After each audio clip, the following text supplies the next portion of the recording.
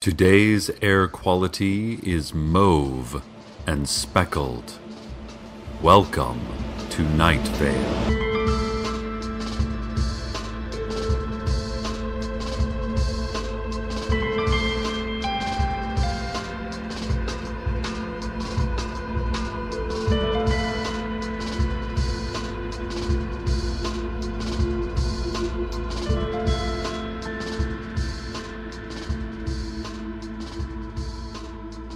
Representatives from the greater medical insurance community announced this week that major insurance providers would no longer cover government-disseminated illnesses.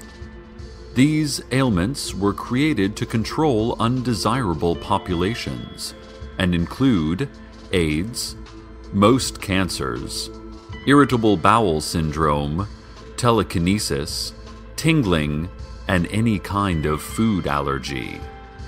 Doctors advise that the best way to avoid acquiring any of these conditions is to limit questionable public activities. Try not to be in a lower economic class, and give regularly to an approved religious organization. Take these precautions, and you should live a healthy, or at least medically insured, life. In other health news, the Nightvale Council for Commerce reminds you to regularly consume wheat and wheat byproducts. By doing so, you are directly supporting the local Nightvale farmer, as well as the local Nightvale commodities conglomerates. Looking for a snack? Try wheat or a wheat byproduct.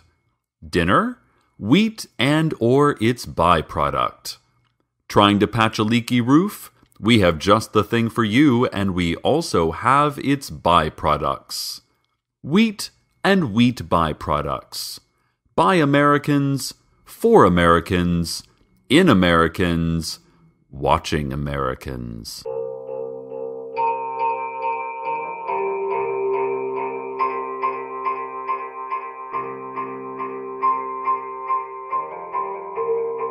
New information on the Apache Tracker, who you might remember as that white guy who wears the cartoonishly inaccurate and offensive Indian headdress, and who disappeared some weeks ago after investigating the strange occurrences at the Nightvale post office. Well, word is in that he has reappeared, except it now seems he is actually Native American. Witnesses say his features are still recognizable, but during the disappearance he is transformed into that which he always absurdly claimed to be. More explanation, of course, is needed, but the Apache Tracker is also now only able to speak Russian, and I did not bother to get his statement translated.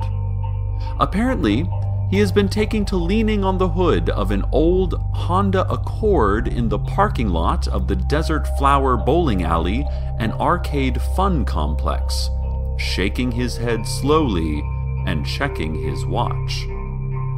Does his complete racial transformation make his previous actions less offensive, listeners? Write us a letter telling us what you think, and then put it away in a drawer for 10 years. Reading it again, you'll get a little pang of nostalgia for the person you used to be once upon a time. The City Council today issued a strong warning against the manufacture and sale of discount bloodstones. They say that these bloodstones of inferior design and construction have the potential to cause major accidents in even common, day-to-day chanting rituals. These accidents have included, in just the past few months, locust swarms, pus tornadoes, and the creation and subsequent obliteration of a mirror version of Nightvale, forcing all of us to watch our identical counterparts perish, and thus confront the inevitability of our own futures.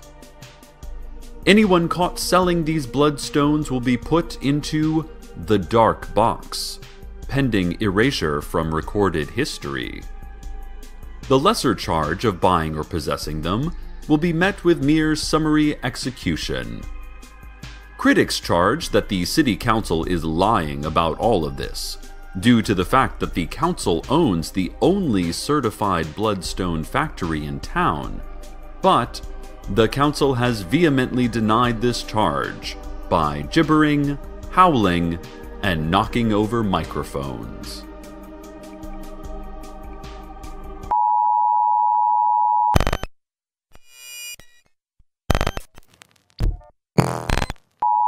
Oh dear. I apologize, listeners. We at Nightvale Community Radio are experiencing the following technical problems. The need for air, eye movement, and gooey stuff inside. Please stand by.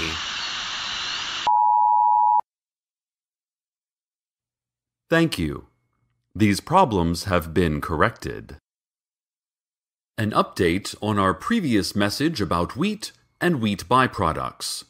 You should not eat wheat or wheat byproducts, say several frantic scientists waving clipboards in our studio.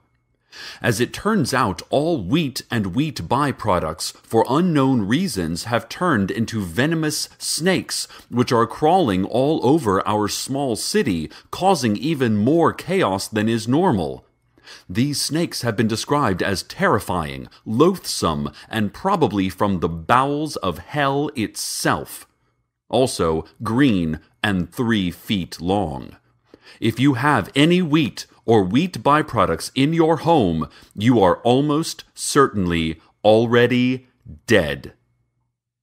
Sorry about that.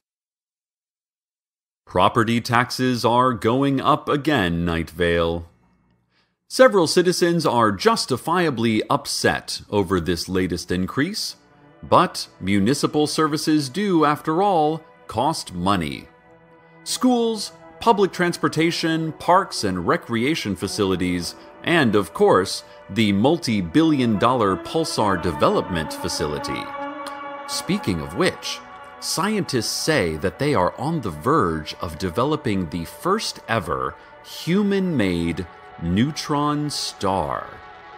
Usually the aftermath of a supernova, this pulsar would be roughly 4 miles in diameter, but with a nearly incomprehensible density that makes it about half the mass of our own sun.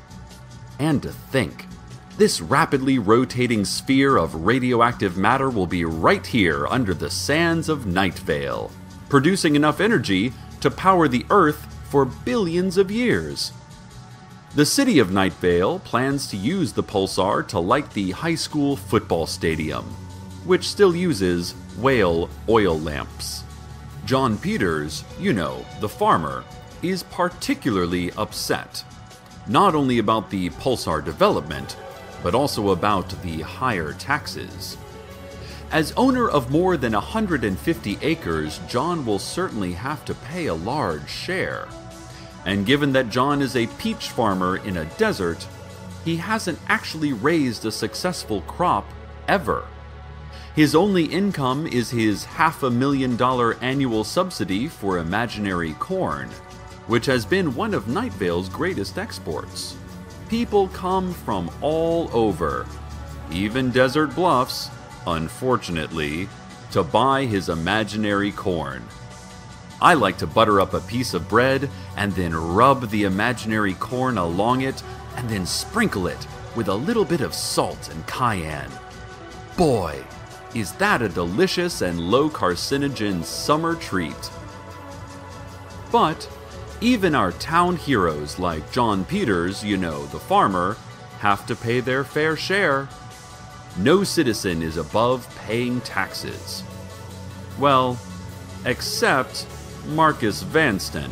But that's understandable because he's so wealthy. When you're worth as much as Marcus Vanston, you have proved your value to society through hard work and determination, and are no longer required to show anyone any further proof that you care about anything or anybody else, because you obviously do. Look at all your money. According to some, Marcus is worth over $5 billion. And that's 5 billion reasons Marcus is our town's greatest citizen. Further updates on wheat and wheat byproducts. The good news is that they are no longer poisonous serpents. The bad news is that they have transformed into a particularly evil and destructive form of spirit. Please be aware that wheat and wheat byproducts are now malevolent and violent supernatural forces, capable of physically moving objects up to 200 pounds and entering human souls of up to soul strength 4. The frantic scientists, who are now hopping up and down just outside my recording booth, indicating various charts and figures, recommend creating a simple lean-to out of animal bones and mud, such as you might have made and played in as a child, and hiding there until the spiritual forces of wheat and wheat byproducts have passed. A reminder to all Nightvale citizens that the annual Sorrow Songs Sing-Along is this Thursday. There will be a potluck lunch, and the softball team will be selling refreshments to fund things that each of them individually want to buy for themselves. Anyone who has their own sorrow song they'd like to add to our communal vocal malaise should submit it to City Hall by Tuesday at the latest. Remember that low moans and minor key chants do not count. The composer of the best sorrow song, as indicated by our audience participatory Weep-a-meter, will be ritualistically drowned in a pool of our own townspeople's tears. Good luck! Listeners, the City Council, for national security reasons, have replaced the following report with the sound of a burbling brook, followed by the sound of a running blender. Friends, listeners, there's a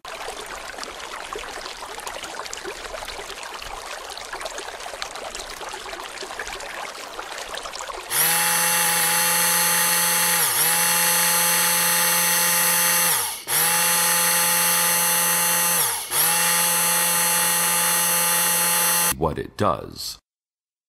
City Comptroller Waynetta Barnett received a $1.5 billion check from the federal government this week. The check was to support rebuilding efforts from this past week's massive earthquake, reaching 9.7 on the Richter scale, the epicenter of which was directly below Nightvale. Of course, we experienced absolutely no damage to the town, and nobody reported feeling any effects at all from this enormous seismological event. Comptroller Barnett says that she suspects that FEMA just saw the meter reading, declared this a disaster area, and sent a check.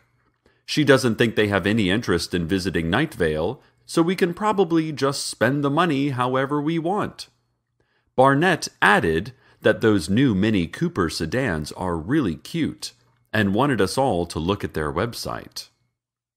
We asked Carlos about our inability to experience tectonic shifts. Carlos, lovely Carlos, had previously recorded other massive tremor activity underneath our city. His response was a few seconds of stammering, followed by a sigh and slow head shake. His eyes were distant, distracted, yet beautiful. I asked him where he got his shirt. It fit him so well. He said he would look at his notes and computer models and see if he could figure out what was going on. I don't know if he listens to me sometimes. Ladies and gentlemen, I take you from an unreal disaster to an unreal one. It is my sad duty now to announce that the City Council is officially putting Nightvale under an emergency state due to the ongoing and life-threatening wheat and wheat byproducts situation.